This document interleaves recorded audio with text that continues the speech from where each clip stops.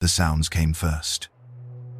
A splintering crash, as if the very walls of the desert tomb were being torn apart. Then, the shapes. Monstrous forms, part beast, part nightmare, pouring into the darkness. A lion roaring, a wolf howling, a serpent hissing.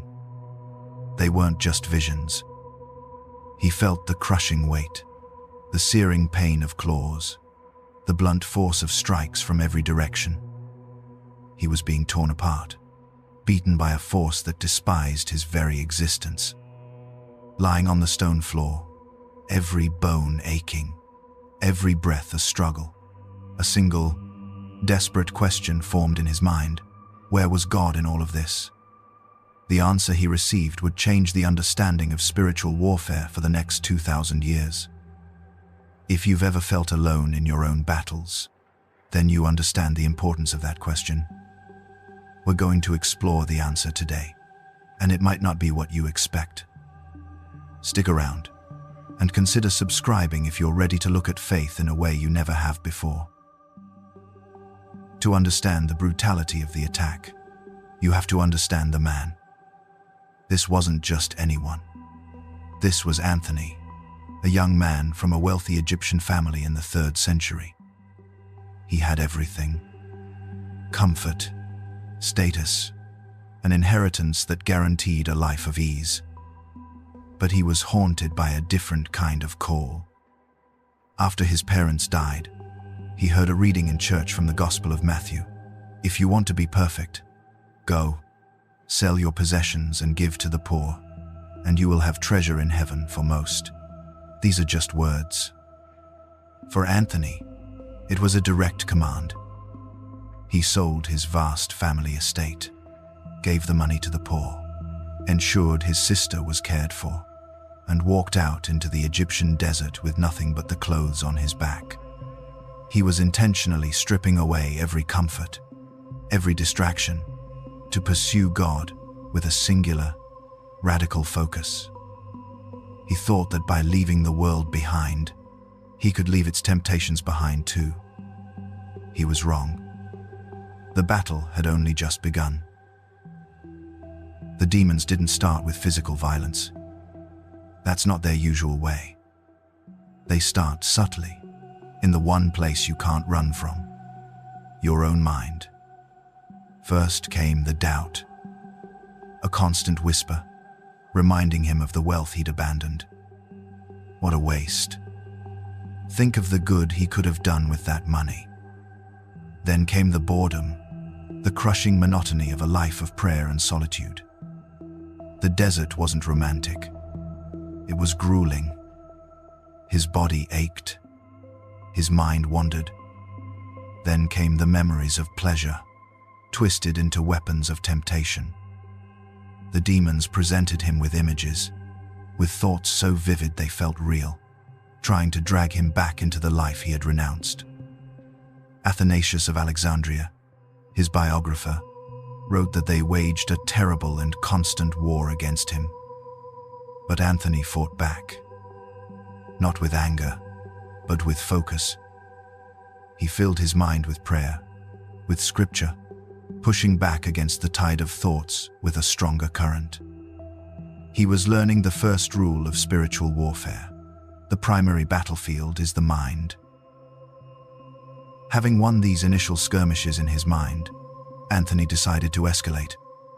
He wasn't just defending, he was going on the attack. He found an old tomb carved into the side of a hill, a place associated with the dead and, in the ancient world, with demonic power. He had a friend bring him bread and water to last for months, and then he asked for the unthinkable: "Seal me inside." He was willingly entering the heart of darkness, confronting the enemy on its own turf. This act of defiance could not be ignored. Athanasius writes that the demons, enraged, came one night in a great multitude and struck him with so many blows that he lay on the ground speechless from the excessive pain. They left him for dead. The next day, his friend came to bring him food, and found his broken body on the floor of the tomb. He presumed Anthony was dead and began carrying him back to the village church to be buried. But Anthony wasn't dead. Around midnight, as his friend and others kept watch, he regained consciousness. The first thing he did, he insisted, begged his friend to carry him back. Back to the tomb. Back to the place of his torture. His friend, terrified, did as he was asked and sealed him inside once more. Anthony couldn't even stand, but he could pray. He lay on the floor and shouted into the darkness, "Here I am, Anthony. I do not flee from your blows. Even if you inflict more, nothing shall separate me from the love of Christ." This was a declaration of war. He wasn't just a victim. He was a defiant soldier. And the enemy responded. The demons returned, this time shaking the very foundations of the tomb.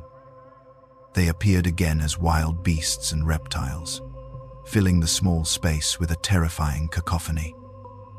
It was in this moment, at his absolute lowest, bleeding and broken, that he looked up and saw the roof of the tomb open and a ray of light descend. As the light touched the floor, the demons vanished. The torment ceased. The unbearable pain in his body instantly faded. Anthony knew he was in the presence of God. He took a breath, and with all the honesty of a man who had been through hell, he asked the question that burns in the heart of anyone who has ever suffered. Where were you? Why did you not appear at the beginning to stop my pains? The voice that answered was not one of rebuke, but of profound respect. I was here, Anthony, but I waited to see you fight. Because you have endured and have not been defeated, I will be your helper forever, and I will make you famous everywhere. Let that sink in. God was there the entire time. He didn't intervene, not because he was distant or uncaring, but because he was watching his champion fight. He was honoring the struggle. This is the central mystery of spiritual warfare. So what does this ancient story teach us? Right here, right now. The first lesson is a radical shift in perspective. We often pray for God to take our struggles away. We want the easy path, the life without conflict. Anthony's experience suggests we're asking the wrong question. God's presence is not a promise of a life without battles. It's the promise of strength within the battle. The purpose isn't to avoid the fight. The fight is the purpose. Spiritual muscles, just like physical ones, don't grow in a state of rest. They grow when they are torn, when they are pushed to their absolute limit and then rebuilt stronger. God waited to see him fight, because the fight itself was forging Anthony into the saint he was to become. The trial wasn't an obstacle on his path. It was the path itself. The second lesson is about our own agency. Anthony wasn't a passive victim waiting for a divine rescue. He actively fought back with the tools he had. His weapons were prayer, fasting, and an unwavering focus on God. When the demons tried to beat him down, he defied them. When they filled his mind with filth, he filled it with scripture. This story teaches us that our spiritual disciplines are not just quaint religious habits. They are functional, powerful weapons in a very real conflict. Prayer isn't just sending a wish into the universe. It's establishing a line of communication with command. Fasting isn't about losing weight. It's about denying the flesh to sharpen the spirit. Anthony's victory wasn't just God swooping in at the last second. It was the result of a partnership. Anthony fought with everything he had, and God provided the final, decisive victory. And the final lesson is about what comes after the battle. Anthony didn't just survive the tomb. He emerged, transformed. Before, he was a solitary hermit. After, he was a spiritual father to thousands. He came out of that trial not broken, but with an authority and a wisdom that could only be earned in the fire. He had faced the worst the darkness could throw at him, and he had not been defeated. This gave him a credibility that no book or lecture could ever provide. People flocked to the desert to learn from the man who had fought demons and won. His suffering wasn't a meaningless tragedy. It was his ordination. It became the foundation of his entire ministry. The same is true for us. Our deepest wounds, the battles we survive, often become the source of our greatest strength and our most powerful message to the world. What has your battle been preparing you for? I'd genuinely like to know. Leave a comment below and share what this story brings to mind for you. Thanks for watching.